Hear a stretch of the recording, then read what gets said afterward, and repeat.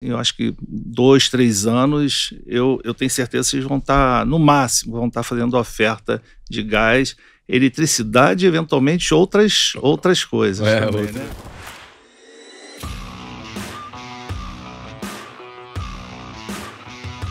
Senhoras e senhores, Boltcast. E essa é a segunda temporada. A primeira temporada está no Spotify, tudo em áudio, mas agora você recebe a beleza desses nossos queridos CEOs e apresentadores. Do meu lado esquerdo, nós temos o Henrique Pérez. Fala, garoto. Fala, Dani. Tudo bem? Beleza, e você? É legal quando você apresenta a pessoa, tá? Mas a gente já estava conversando e já se conhece há um bom tempo. Muito tempo. E esse é um projeto muito legal, cara, porque a gente democratiza, a gente sempre fala isso, o assunto, né, que é energia. Mas, para quem caiu nesse episódio agora, o que é o Boltcast? O que é a Bolt? Boltcast é para a gente democratizar o assunto energia no Brasil. Com a abertura do Mercado Livre Futuro aí, a gente quer mostrar o que a Bolt pode fazer como uma empresa completa, soluções de energia, desde a sua residência até o seu grande negócio. Exatamente. E nós temos o Gustavo Ayala, grande Gustavo Ayala. Cara, esse é a nossa segundo episódio, segunda temporada. E a gente sempre recebe, eu fico impressionado com o networking de vocês, porque vocês sempre me surpreendem. Então, assim, numa ligação do WhatsApp, a gente traz convidados aqui do setor que a gente só aprende, né, cara? Exato. Muito bem representado. E aí, esses dois caras, eles são CEOs, e a gente bolou esse conteúdo aqui pra gente ter a oportunidade de sempre entrevistar alguém bacana. Só que hoje o nosso convidado, cara, tá aqui, ó, a régua tá cada vez maior. Só pelo currículo dele, ó, vou ler porque, é praticamente aqui uma bíblia. Ele é sócio fundador da ARM Consultoria, tem 35 anos de experiência no setor de gás e energia, ele é membro do Conselho de Energia da ACRJ, Cogen e China Desk, é colunista do Brasil Energia com diversos artigos já publicados, escreve com maestria. Bom, aí vem um outro nível que ele chegou aqui. Ele foi presidente, né, do Grupo Naturgy na Itália, de 2004 a 2007, e no Brasil, de 2007 a 2019.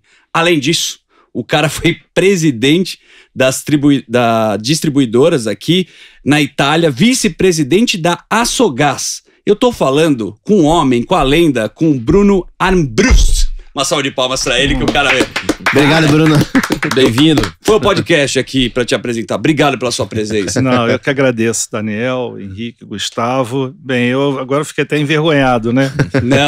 Não seja humilde, porque aqui, ó, de verdade, a gente tava contando os bastidores, a sua trajetória. A gente vai falar aqui sobre gás.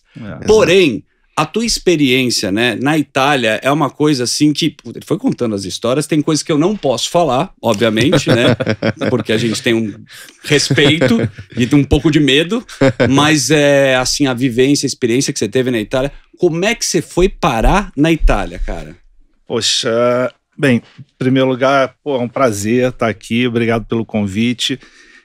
A minha trajetória é um pouco curiosa, né? Porque...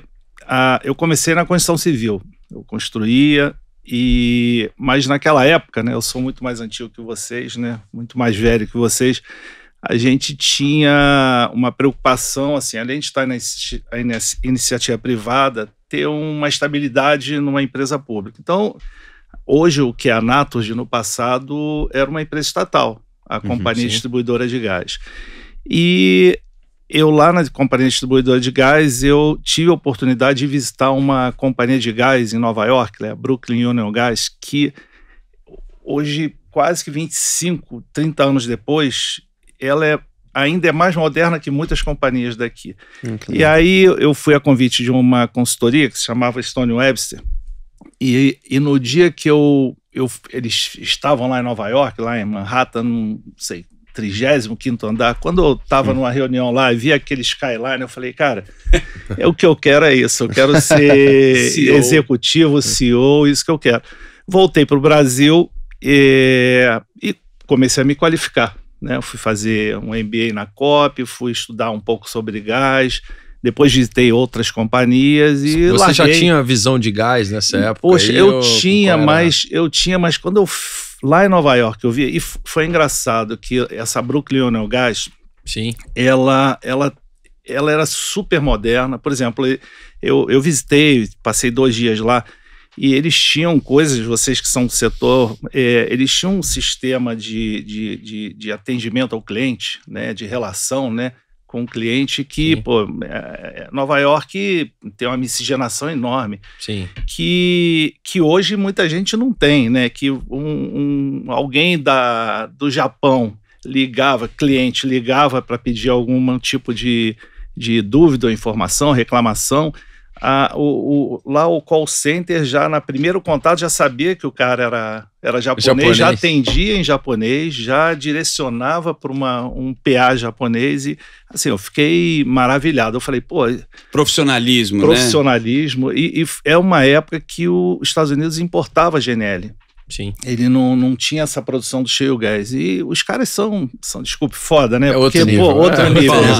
Pode falar, pode falar foda. Eles geraram uma referência. Mas aí eu voltei e ainda na companhia estatal eu virei diretor técnico, virei presidente, veio o Fernando Henrique Cardoso, um programa de privatização, um consórcio que era liderado por grupo espanhol, mais uma empresa americana, a Enron, que vocês devem se lembrar, sim. Ganhou a privatização. Eu recomecei minha vida como gerente.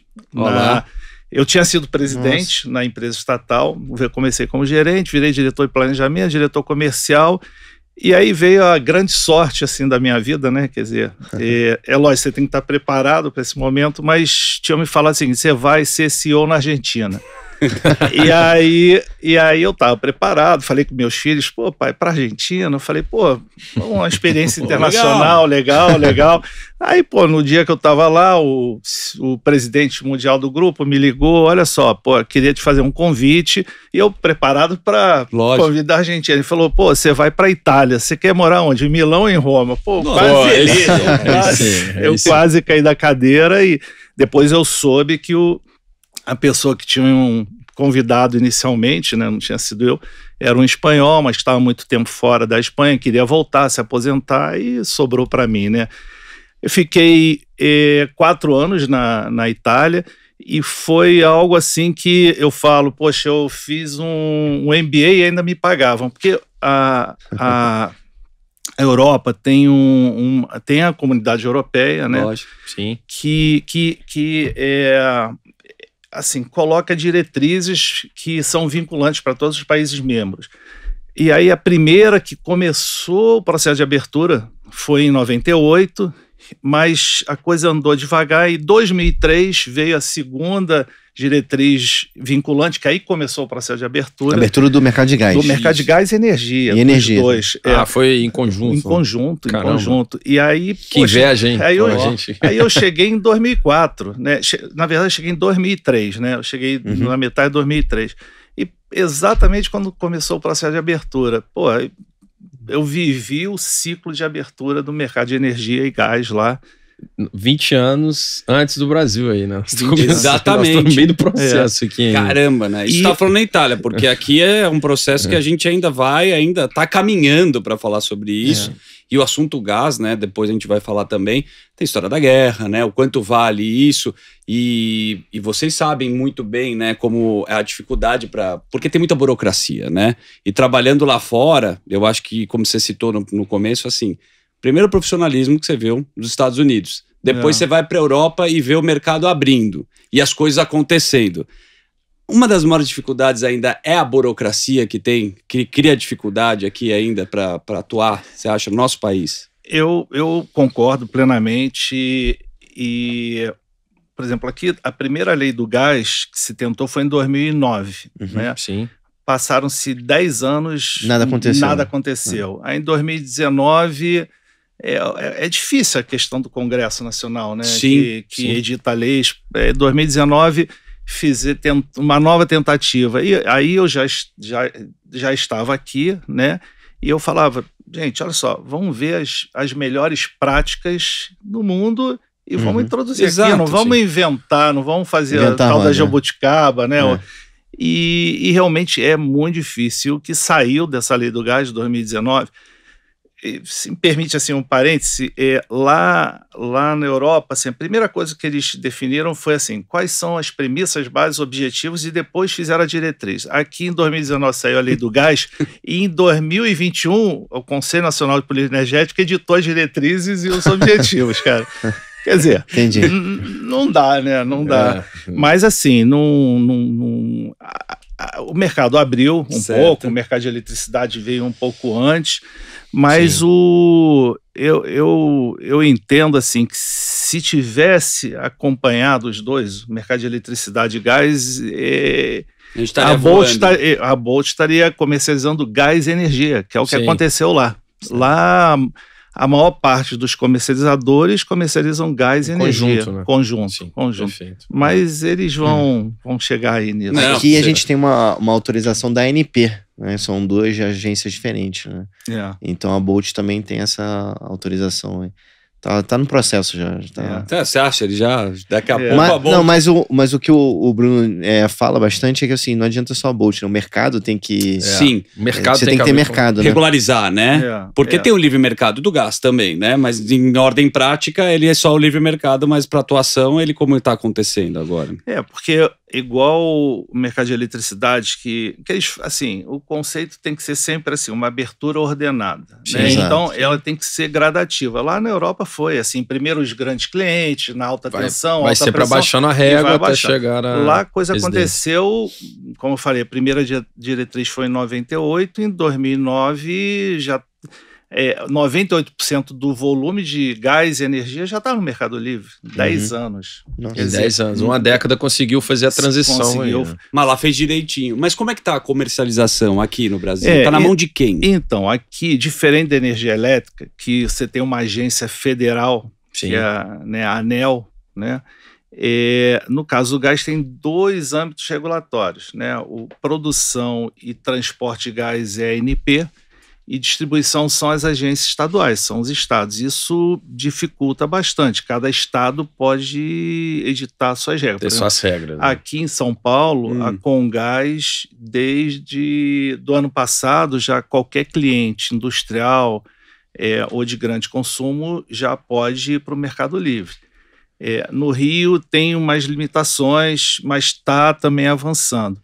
Mas assim, a questão é que, ao contrário da energia elétrica, do lado da oferta, agora que está tendo uma diversidade grande de ofertantes, de importadores, que era muito concentrado a Petrobras. Era muito concentrado a Petrobras.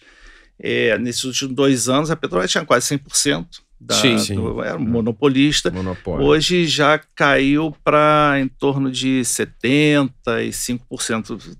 Se avançou bastante. Tende a continuar Tende a continuar porque se espera agora nos próximos 4, 5 anos com a entrada de outros campos, né? O tal do BCM33, que são de outros produtores, quer dizer, que é a Equinor, que vai aumentar a oferta de terceiros, né? Então vai aumentar a concorrência. Então, na verdade, assim, é interessante assim falar que o objetivo de uma abertura do mercado é você ligar as 2 pontas, né? A oferta ao consumidor final. Sim.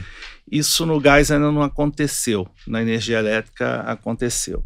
Mas isso vai acontecer. É questão, assim, eu acho que 2, 3 anos, eu tenho certeza que vocês vão estar, no máximo, vão estar fazendo oferta de gás, eletricidade e eventualmente outras coisas também, outras commodities. Porque o mesmo cliente que consome energia, ele muitas vezes consome gás também. Exato. O consumidor anda um pouco junto ali, né? Com gás e energia. Bom, então faz sentido. Se me permite, até uma dessas empresas que eu presidia lá no sul da Itália, a gente só vendia gás. E aí a Enel, né, que é a empresa italiana, que está aqui no Brasil também, está em São Paulo. Está em São Paulo, O pessoal que paga conta em São Paulo vai reconhecer. Mudar daqui a pouco. Mas a Enel é parceira nossa. Legal. Eles começaram a vender para o meu mercado gás e energia. Então, para o cliente era muito bom, né? A opção, né? A opção, E aí lá a gente foi perdendo um pouco porque a gente não estava no mercado de energia. Então, eu acho que o futuro realmente, quem não tiver nos 2 mercados, né? Eu acho que vai estar meio manco aí, né, no mercado. Sim. Mas a gente, de novo, voltando para a burocracia, eu estava vendo que o transporte, né, do gás natural tem os contratos. E aí, cara, o contrato, né, os encargos, né, também é muito elevado, né? Como é que funcionam os contratos para... Isso assim, eu participei muito dos grupos de trabalho que definiram a lei do gás. E realmente faltou muita coisa, né? Por exemplo, lá na Europa, né, você tem o conceito use it or lose it. Quer dizer, quem tem a capacidade de transporte é quem tem o gás e tem o cliente final. Quer dizer, se, por exemplo, não sei, a Enel tem energia hoje e fornece para um cliente. Se a Bolt for lá e captar esse cliente, a partir do primeiro dia do contrato de vocês, aquela capacidade de transmissão, de transporte, já passa automaticamente para vocês sem burocracia. O que está acontecendo no gás? A cadeia inteira. E o preço é um preço regulado, porque é um serviço regulado. Então, lá fora, o cliente final só tem um contrato, é o contrato com o comercializador. Como é que ficou aqui no Brasil a questão do gás? Um cliente que queira comprar gás de um comercializador, ele tem que assinar um contrato com o transportador, um contrato com o distribuidor, um contrato com o comercializador, e dependendo de onde ele estiver comprando, se atravessar por não casa com o outro. Não casa, né? Entendi.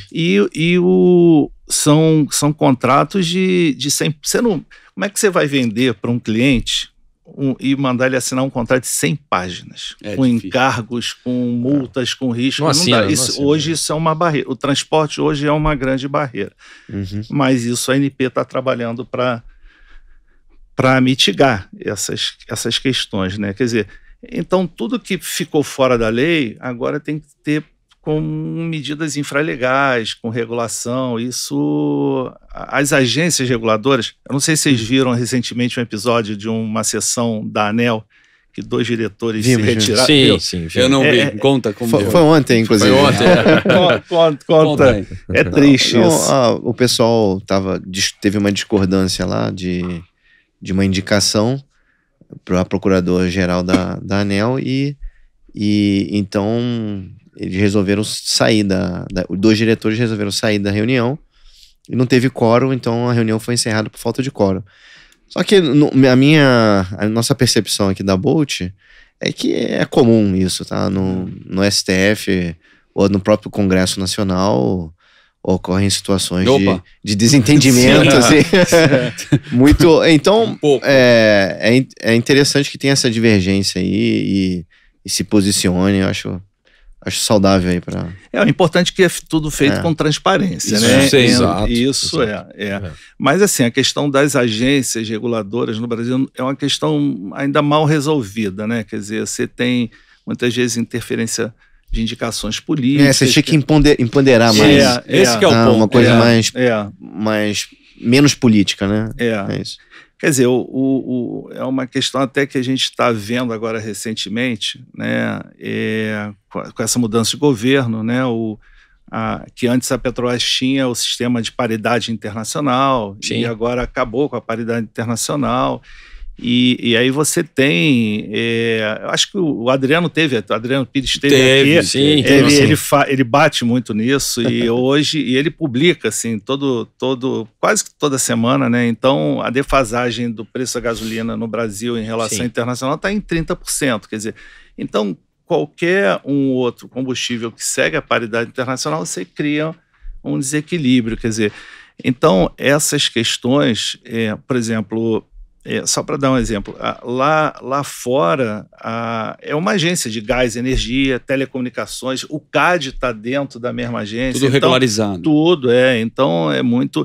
Eu vou contar até um episódio, quando eu cheguei na Itália, eu queria visitar o ministro de Minas e Energia. Eu cheguei para minha secretária, eu falei, tem alguém aqui que conhece o ministro? Tem algum fornecedor, um lobista, alguém que possa me reunir com o ministro? Eu queria conhecer logo na chegada. Ela falou, naquela época assim, era fax ainda, manda um fax.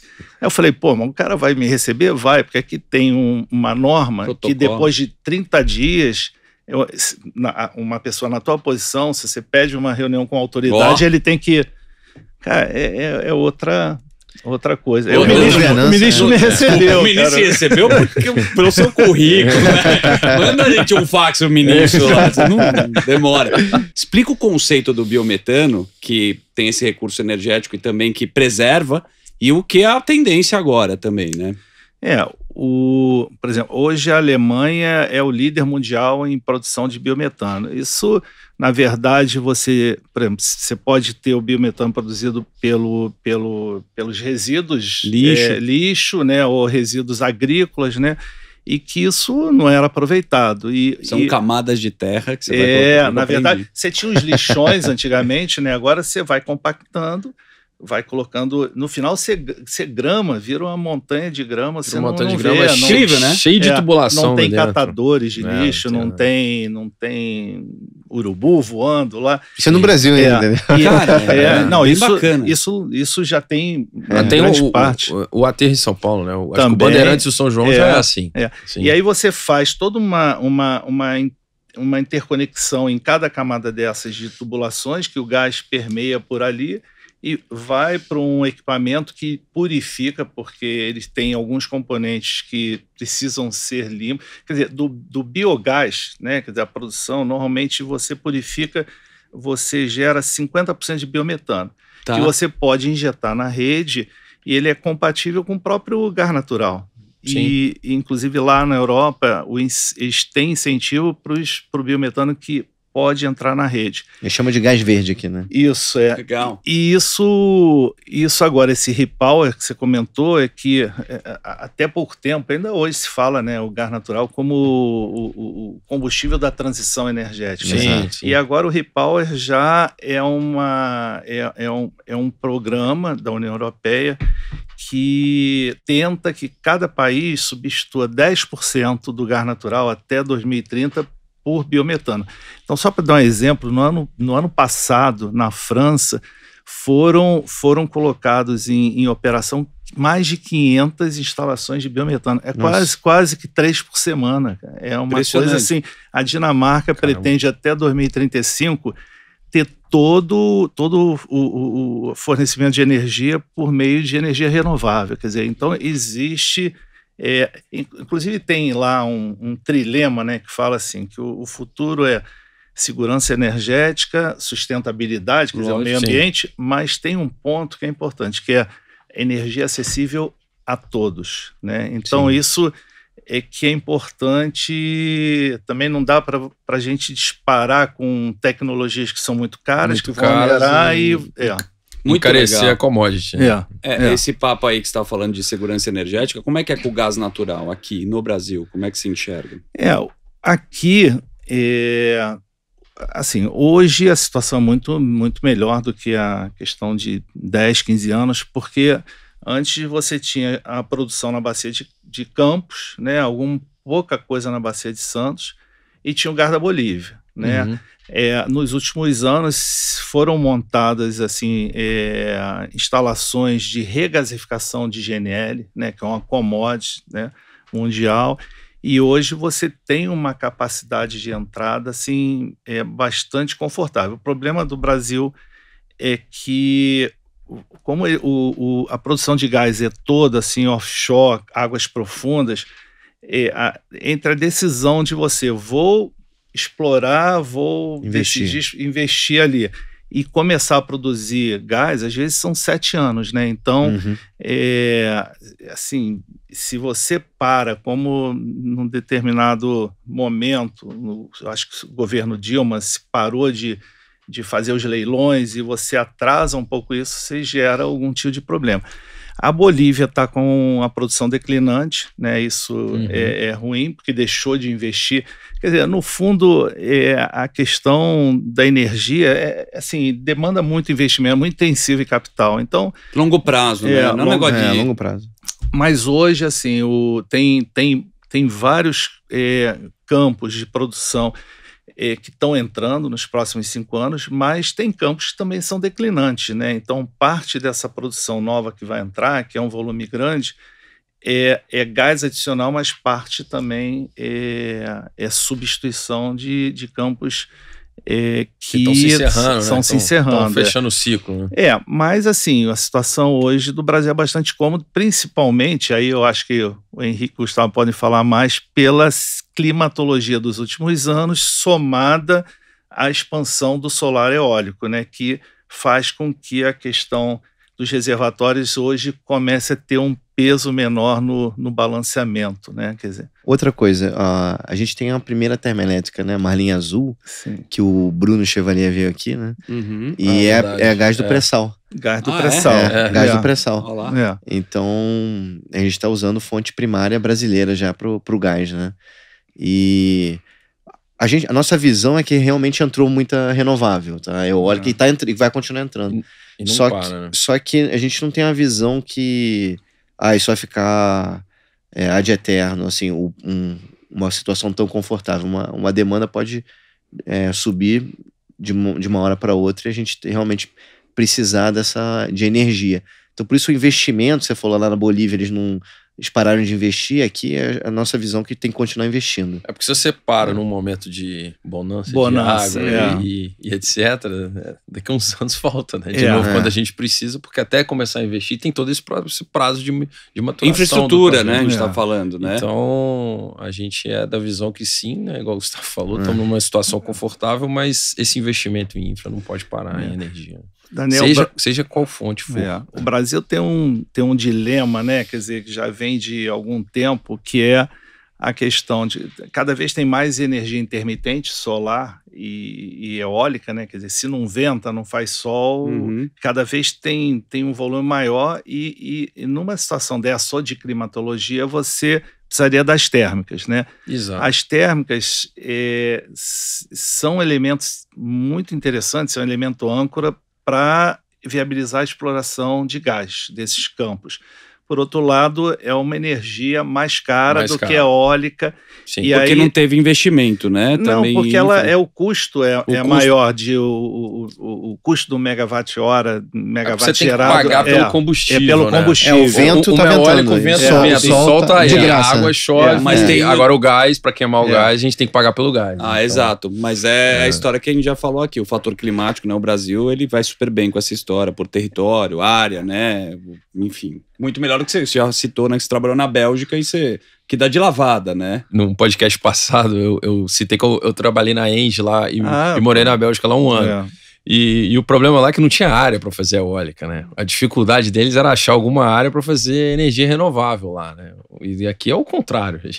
O que não falta é isso pra gente aqui, é abundância, né? Então, mas essa questão das térmicas é um dilema para o setor, porque elas, o governo como um todo, né? Elas são fundamentais, a gente precisa ter ela na base. É um seguro, né? Um seguro, é uma energia segura que a gente tem. Se precisar, você vai ali, pega o combustível e usa. Mas o que eu mais gostei é do biometano. Isso eu acho que então tem térmica a biogás. Tem. Já tem, Um dado interessante só, a União Europeia pretende, isso é assim, dá uma dimensão do biometano na Europa. A União Europeia pretende até 2035 chegar a um volume de biometano de 35 BCM, quer dizer, 35 bilhões de metros cúbicos ano.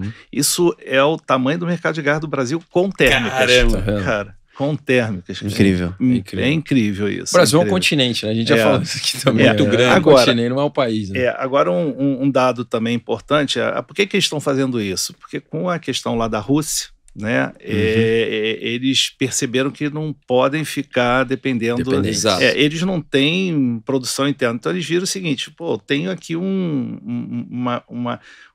uma produção enorme de biometano que pode substituir a importação. Então, eles estão, assim, por uma questão também de segurança. Né? Geopolítica também. Eu vou falar uma coisa, eu até agradeço vocês terem me contratado aqui na Bolt, mas eu juro, eu deveria pagar para vocês, porque é um curso que eu tô tendo aqui, é um MBA, Brunão, parabéns. Cara, eu queria chegar muito nessa história aí, falar guerra, Rússia, Ucrânia, que o setor, assim, o gás foi o assunto mais comentado, né? E a história também da Alemanha, dos Estados Unidos, como você falou, de criar de ter o seu recurso energético, o gasoduto e o caramba, porque sempre foi dependente da Rússia. Como é que você consegue dar umas trinchadas dessa história? Você que viveu tanto tempo na Europa, porque lá, o inverno, né, eles usam muito gás, então tem toda essa história Por que eles são tão dependentes e como que eles agora estão criando outros recursos aqui? Alguns países, por exemplo, como a França, a Itália, a Espanha em menor escala, eles investiram muito em armazenamento subterrâneo. Então, por exemplo, na minha etapa lá da Itália, por exemplo, eu tinha... Dá um exemplo, né? Mas o meu mercado era de 1 milhão de metros cúbicos dia de cliente. E eu tinha um contrato de 1 milhão de metros cúbicos. Só que no inverno isso vai a 1,5, pra caramba, né? No verão vai a metade. Então, o que você faz? No verão, você vai injetando gás no armazenamento subterrâneo. Isso é uma questão que o Brasil precisava estudar também, né? Isso, talvez, para as térmicas, poderia ser uma alternativa. E no inverno, você retira, além do gás que você continua recebendo, você retira e você paga por isso. É um serviço que você paga para injetar, para manter a estocagem, para retirar. Então, a Alemanha, ele era talvez... A Alemanha e a Itália eram os países mais dependentes do gás russo, porque era uma condição de preço interessante, eles não tinham produção, e foram cada vez... Inclusive falam, né, quer dizer, que a Angela Merkel, ela foi avisada, né? Foi alertada, né? Em muitas ocasiões, que, olha, você está dependente dessa gás dependência. Então, quando estourou a guerra da Rússia, a Alemanha, a sorte foi que o verão europeu passado foi um verão quente, climatologicamente muito acima da média. Eles não usaram tanto gás que não usaram, mas eles correram para comprar instalações de barcos regasificadores, né? As FSRUs, né? As barcas, e hoje eles são menos dependentes, né? Quer dizer, e uma questão que eu acho que seria interessante aqui, hoje também no Brasil só tem os barcos regasificadores, seria importante ter uma instalação onshore, né? De gás, de GNL, que teria uma capacidade maior. Mas, assim, a guerra da Rússia deu grandes lições, assim. E uma das coisas que eu até escrevi num artigo meu, assim, que é a capacidade que a Europa teve de reagir, né? Rapidez para suprir... Criar outros caminhos. Criar outros caminhos. E hoje, assim, porque lá também, por exemplo, é uma figura que não foi introduzida aqui na lei do gás, que lá eles têm, que eles chamam de gestor técnico do sistema, que seria o ONS. Sim. Que planeja a expansão e que faz os remanejamentos necessários via demanda. No gás, hoje, não existe ainda isso. Então, por exemplo, é uma preocupação que se dá um problema no gasoduto Brasil-Bolívia, assim, quem faz... Porque antigamente era a Petrobras, tinha os gasodutos. Quem faz a gestão dessa crise? Lá fora tinha isso, né? Quer dizer, então, assim, a questão de ter planos de contingência, até assim, se me permite, lá na Itália, num dos anos que eu passei lá, teve uma climatologia muito dura no inverno, e ele sabia exatamente o que fazer. Assim, eu tinha lá a fase 1, a estocagem chegou num certo nível, olha, as térmicas a gás tem que passar para óleo. Aí depois, fase 2, os consumidores bicombustível têm que passar para óleo. E até um ponto que as temperaturas de calefação das casas tem que diminuir 2, 3 graus. Então, eles sabiam exatamente o que fazer. Assim. E eu acho que isso, não sei, numa situação dessa, não sei se o Brasil... Mas, Daniel, essa figura que ele falou do ONS, né, no setor elétrico, funciona super bem. Porque a Bolt vende energia para uma indústria... Mas não é aquela energia, aquele elétron que a Bolt comprou daquela usina que vai chegar naquela indústria. Quem cuida desse gerenciamento dessa operação é uma figura chamada ONS. Entendi. Então a Bolt... regulariza. Exatamente. Então a Bolt, ela compra aquela energia e vende lá para a indústria, mas ali aquele transporte físico, chegar lá com qualidade, etc., é um operador chamado ONS, Operador Nacional do Sistema. O setor elétrico está muito melhor estruturado que o setor gás, né? Quer dizer, inclusive a própria Câmara de Compensação de Energia Elétrica, né? sim. Que o gás precisa disso. Inclusive a CCE quer ser a Câmara também do E é natural gás. que seja. É natural que seja. É o movimento. Mas a pergunta é: a Europa passa ilesa no próximo inverno? Olha, eles Precisa programar a ida dele a gente- Cochevel aqui. Não, e tem uma, Pra Saint-Tropez com os meninos E tem- que eles me convidaram. e tem uma outra pergunta, dá uma dica do verão europeu aí pra gente. Depois ele vai falar. Assim, esse verão não está sendo tão quente quanto foi o verão passado, mas aparentemente a situação está sob controle. Pelo menos o que a gente percebe, eu acho que a Europa fez o dever de casa. Eu acho que a questão das energias renováveis realmente estão crescendo rapidamente, então não acredito que vá haver problema. E a Rússia está vendendo para a Ásia o GNL Sim, dela. Já tem a Índia, a China, a gente vai entrar num outro bloco. Mas você sabe, desculpe, tem assim, as pessoas falam também que tem muito gás e petróleo russo que acaba indo para a Indiretamente. África e chega na Europa e o pessoal faz meio vista grossa. Vista né? grossa. Compra não é Tá nem no certo. mercado, é outro tipo de mercado, com certeza, não tem a dúvida. Bruno Armbrust, falei correto? Falou, perfeito. Olha, você é uma simpatia, é impressionante seu repertório aí. Pô, obrigado por trazer aqui esse convidado. Esse é o Boltcast. Acompanhe os nossos outros episódios que a gente tem no Spotify. Valeu, pessoal. Obrigado, Valeu, Bruno. obrigado. Valeu. Muito bom.